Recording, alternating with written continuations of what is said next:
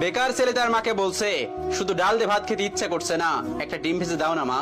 মা তখন বলছে, ডিম ঘরে বসে জন্ম হয় নাকি? শুয়ে বসে 3 বেলা শুধু বাপের ঘাড়ে বসে খাচ্ছিস, আবার মজা না হলে গলা দিয়ে খাবার নামবে না।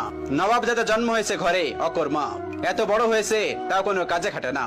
বেকার ছেলের একটা ডিমের আবদারের বিপরীতে মা এতগুলো কথা শুনিয়ে দিল। রাগে গজগজ করতে করতে জায়গা ত্যাগ করলো। খাবার টেবিলে মায়ের এমন কথা শুনে গলা দিয়ে আর খাবার নামলো না। ভাতের প্লেটটা রেখে হাত ধুয়ে ফেললো। মা চাইলে ভালোভাবে বলতে পারতো ডিম নেই। আজ সে বেকার বলে মুখের উপর উঠতে বসতে খাবারের খোঁটাও শুনতে হচ্ছে। নিজেকে আজকাল একটা বোঝা মনে হচ্ছে। ভারী একটা দীর্ঘশ্বাস ছেড়ে রাতে না খেয়ে ঘুমিয়ে পড়লো ছেলেটা। রাত পেরিয়ে সকাল হলো, কেউ একটিবারের জন্য তাকে খেতে ডাকেনি। এক বুক চাপা কষ্ট নিয়ে না খেয়ে চলে গেল টিউশনি করতে। এটি দিয়ে হাত খরচ চালায় ছেলেটা। আজ চাকরিওয়ালা বড় ছেলে বাড়িতে এসেছে। যে ঘরে বেকার ছেলের জন্য একটা ডিম ছিল না, সেই ঘরে আজ বাহারি আয়োজন করেছে মা। দুপুরে বড় ছেলেকে যত্ন করে খেতে দিল মা। ওই সময় অভিও এসেছে বাড়িতে। মা তাকে একটিবার অব্দি খেতে রাখলো না। পেটের ক্ষুধা জানে এক প্লেট ভাতের জন্য কত কটু কথা সহ্য করে নিতে হয়। বেকার ছেলেটা সকল কষ্ট চাপা রেখে নির্লজ্জের মতো ভাইয়ের পাশে এসে খেতে বসলো। মা ভাই হয়তো একটু বিরক্ত হলো তার আগমনে।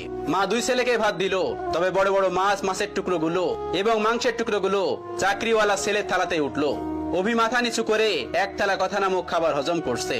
আর সেই ফাঁকে মা বড় ছেলের ভাতের নিচে বড় সড়ক একটা চিংড়ি গুজে দিল, যা চোখ এড়ালো না বেকার ছেলেটির। কে বলল বাবা মায়ের ভালোবাসা সব সন্তানের জন্য সমান হয়? এই যে মায়ের ভালোবাসায় কত ব্যবধান, এই কষ্টগুলো কাউকে বলা যায় না, আর সহ্যও করা যায় না।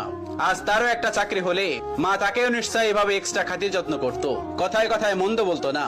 হঠাৎ চোখের কোনায় 2 ফোঁটা জল চিকচিক করছে ছেলেটার। সাথে সাথে খুব গোপনে তা লুকিয়ে প্লেটের ভাতগুলো চুপচাপ খেয়ে নিল। বিষণ্ণ মনটা নিয়ে শুয়েছে ছেলেটা কিছুক্ষণ। এরই মধ্যে মুঠোফোনটা বেজে উঠলো। তার প্রিয় মানুষটি ফোন দিয়েছে। তার প্রিয় মানুষটির ফোনের নামটা দেখে অভির মুখে হাসি ফুটে উঠলো। রিসিভ করার সাথে সাথে তার প্রিয় মানুষটি ব্যস্ত কণ্ঠে বলল, অভি, তোমার সাথে বিকাল 4টায় আমি দেখা করতে চাচ্ছি। আমি নদীর পাড়ে অপেক্ষা করছি তোমার জন্য। তুমি তাড়াতাড়ি চলে এসো, জরুরি কথা আছে। অভির হাসি মুখটা চুপসে গেল এক নিমিষেই। পকেটটা একেবারে শূন্য। টিউশনির টাকা পেতে এখনো 10 দিনের মতো লাগবে। নিজের কাছে গাড়ি ভাড়াটাও নেই। তবুও মৃত্যু হেসে তার প্রিয় মানুষটাকে বলল, ঠিক আছে, আমি আসছি। অভি সাথে সাথে রেডি হয়ে নিল। ভয়ে ভয়ে বাবার রুমে গিয়ে ভীতু কণ্ঠে বলল, আব্বা। বাবা তখন বললেন, হ কোন সাহেব, গায়ে বাতাস লাগাতে যাচ্ছেন বুঝি? বাবার ঠেস মারা কথা গায়ে মাখলো না অভি, বরং অনুনয় করে বলল, আমাকে 100 টাকা দিবেন আব্বা, খুব আর্জেন্ট দরকার। বাবা তখন বলল, টাকা তো আর গাছে ধরে না যে তোকে ছিঁড়ে ছিঁড়ে দিব। নিজে কামাই করতে পারিস না? মানুষের ছোট ছোট পোলাপানো কত টাকা কামাই, পুরো সংসার চালাই, আর এত বড় দামড়া হয়েও বাপের কাছে টাকা চাও? এই লজ্জা করে না তোর? তুই সারাদিন গায়ে বাতাস লাগায় বেড়াবি, আর প্রত্যেক দিন তোর আমি টাকা দিব? অনেক তো বসায় বসায় খাওয়াইছি, আর না। তুই আমার সোজা সাপটা কথা শোন, আমি তো এত পকেট খরচ দিতে পারবো না। এখন থেকে নিজে নিজে ইনকাম করে খা, আর তা না পারলে আমার ঘর থেকে বাইর হয়ে যা। এত ঝামেলা আমার সহ্য হয় না, তুই আমার চোখের সামনে থেকে দূর হ। বাবার এতগুলো কথা শুনে ছেলেটার বুকটা মোচড় দিয়ে উঠলো। ভারী কয়েকটা দীর্ঘশ্বাস ফেলে নিঃশব্দে বের হয়ে আসলো ঘর থেকে। এদিকে প্রিয় মানুষটা বারবার কল দিয়ে তাকে তাড়া দিচ্ছে। নিজেকে সামলে নিল অভি। বাগান থেকে একটা গোলাপ ছিঁড়ে নিজের পকেটে রেখে দিল অভি। অতঃপর পায়ে হেঁটেই গেল যথার্থ স্থানে। প্রিয়তমা আগে এসে বসে আছে। অভিকে দেখে উঠে দাঁড়ালো এবং বিরক্ত কণ্ঠে বলল, এত দেরি করলে যে?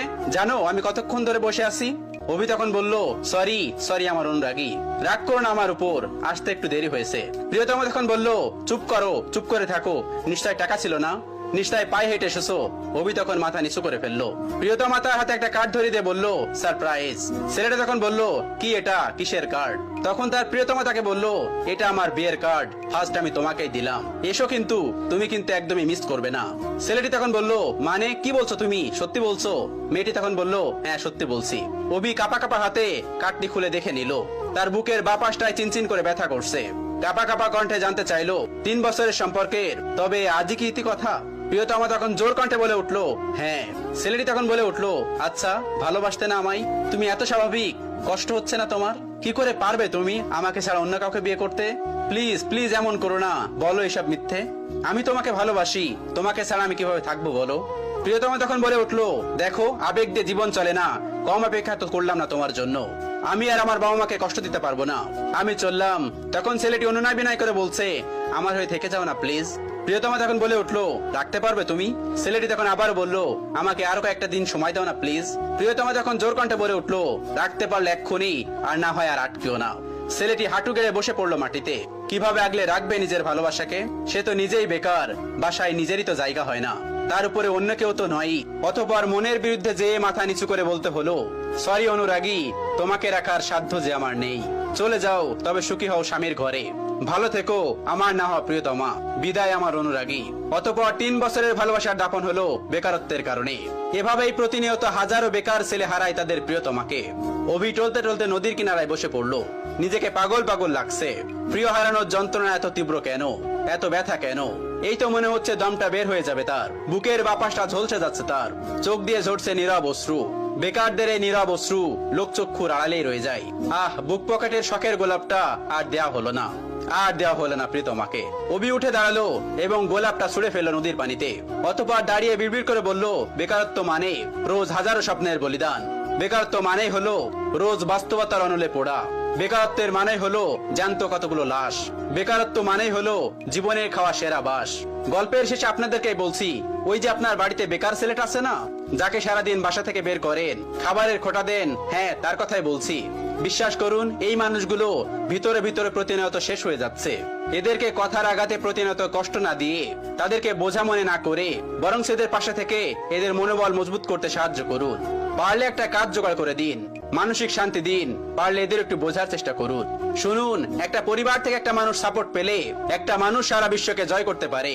আচ্ছা, এরা তো এমনিতেই বেকার থাকছে, তাই না? জানেন তো এই শহরে আজকাল চাকরির বড়ই অভাব।